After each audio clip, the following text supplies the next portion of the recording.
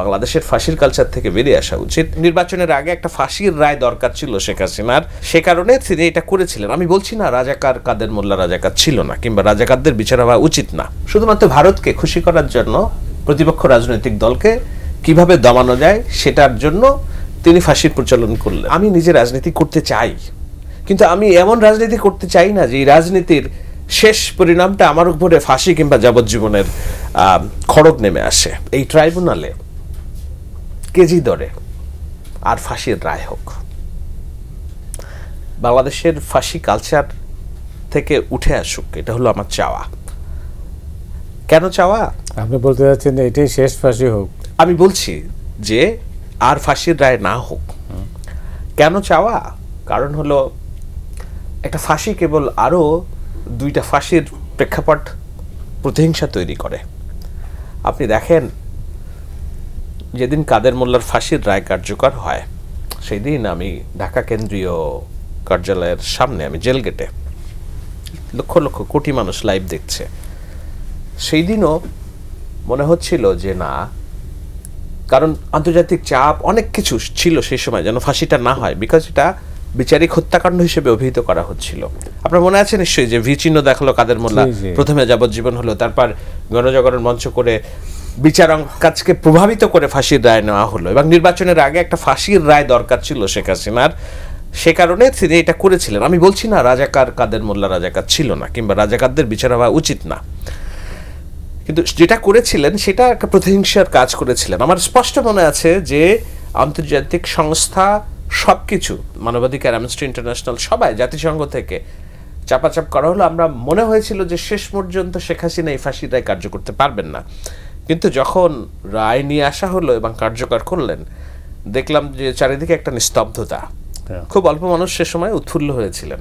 ওনার যে রায় হলো, সেই রায়ের পরে তো দেশ জুড়ে নানান রকম, সেখানে শত শত মানুষকে হত্যাকাণ্ডের শিকার হলো গুলি করে। আমি যেটা বলতে চাচ্ছি সেটা হলো শেখ হাসিনা নির্বাচনে জয়ের জন্য, একটা রাজনৈতিক অর্জন করার জন্য বিচারিক হত্যাকাণ্ডের যে রেওয়াজ বাংলাদেশে চালু করেছিলেন, সেটাই রাজনৈতিক ফাঁসির প্রথম কালচার তিনি শুরু করেছিলেন।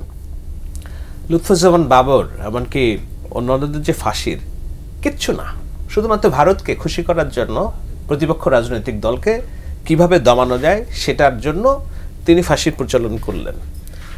আজকে শেখ হাসিনার ফাঁসি দেওয়া হলো, এবং আমার মতো মানুষ যিনি জুলাইয়ের জন্য যুদ্ধ করেছে, 10-15 বছর ধরে গণতন্ত্রের জন্য ননস্টপ কথা বলেছি, আমি ঠিক তাদের মতো এতটা উৎফুল্ল না যতটা দেখলাম যে না জামাত শিবির এবং অন্যান্যরা এতটা উৎফুল্ল। তা এটা কি? তার মানে কি একটা পক্ষ, মানে প্রতিহিংসার যে রাজনীতি। আমি ছাত্র শিবিরের সিকবাতুল্লাহর একটা পোস্ট দেখলাম, তিনি ছবি শেয়ার করেছেন কাদের মোল্লার চিহ্ন, কারণ আজ কাদের মোল্লাকে ফাঁসি দিয়েছিল বলে শেখ হাসিনা, আজকে শেখ হাসিনার ফাঁসি দিল কাদের মাধ্যমে? এই যে ট্রাইব্যুনাল, এটা সেটা, এখানে অনেক জামাত সমর্থিত আইনজীবী আছেন, প্রসিকিউশন আছে, অভিযোগ আছে। তো আমরা কি এই প্রতিহিংসার পরম্পরায় ঢুকে আমরা রাজনীতি করব কিনা? আমরা শেখ হাসিনার শাসনযন্ত্রকে উৎখাত করার জন্য এতগুলো মানুষ আমাদের প্রাণ দিয়েছে, বাংলাদেশে কি আবার 15 বছর 20 বছর পরে আমাদেরকে উৎখাত করবে কিনা এই ধরনের, এবং আমাদের সবাইকে ফাঁসিতে ঝুলাবে কিনা? তাহলে এই রাষ্ট্র আপনি কিভাবে গঠন করবেন? এই রাষ্ট্রের স্থিতিশীলতা আপনি কিভাবে আনবেন? এই রাষ্ট্রকে আপনি 18 কোটি মানুষের ভাগ্য উন্নয়নের জন্য আপনি কাজ করবেন কিভাবে, যদি আপনি এই রাজনৈতিক কালচার, আমাদের দেশ, পার্শ্ববর্তী দেশ ভারতে কই, সেখানে তো ফাঁসির মহোৎসব নাই রাজনৈতিক প্রতিপক্ষকে। পাকিস্তান অসভ্য দেশ, সেখানেও শেষ রাজনৈতিক ফাঁসি হয়েছে মনে হয় 1977 না 78 সালে, এরপরে হয়েছে কিনা আমার জানা নেই। আমরা কেন এই ফাঁসির পরম্পরায় ঢুকছি, সেটা আমার প্রশ্ন। এই জন্য আমি বলছি যে একজন জুলাইয়ের সক্রিয় স্টেক হোল্ডার হিসাবেও, গণতন্ত্রের পক্ষের যোদ্ধা হিসেবেও, শেখ হাসিনার রাজনীতির প্রতি ন্যূনতম সহানুভূতি না থাকা সত্ত্বেও আমি মনে করি যে বাংলাদেশের ফাঁসির কালচার থেকে বেরিয়ে আসা উচিত, এবং আগামী দিনে যারা রাজনীতি করবেন তারা যেন এটা মাথায় রেখেই যেন রাজনীতিটা করেন। কারণ দেখুন মতি ভাই, আমি নিজে রাজনীতি করতে চাই, কিন্তু আমি এমন রাজনীতি করতে চাই না যে এই রাজনীতির শেষ পরিণামটা আমার উপরে ফাঁসি কিংবা যাবজ্জীবনের খড়গ নেমে আসে। তো মানুষ যদি, সুস্থ মানুষ, যারা শিক্ষিত মানুষ, তারা যদি এই ভয় নিয়ে রাজনীতি করে যে রাজনীতি করা মানে ফাঁসির কাজটা আমার একদিনও আসবে, তাহলে এই বাংলাদেশে কিভাবে আপনি স্থিতিশীলতা আনবেন, গড়বেন কিভাবে, তরুণদের স্বপ্ন দেখাবেন কিভাবে?